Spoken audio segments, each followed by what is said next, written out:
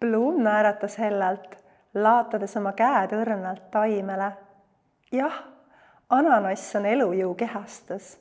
Kõik, mis selles maailmas kasvab, kannab oma olemuses tarkust ja väge.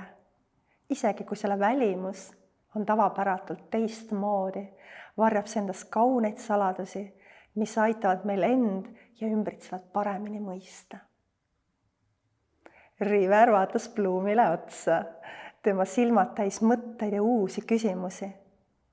Kuidas me kõik need saladused saame avada? Kui sul on südames avatus ja oled valmis vastu võtma kõike, mida elu endas kannab, siis tulevad ka vastused, vastas Pluum, tema hääl pehme nagu tuul, mis läbi lehtede sosistas.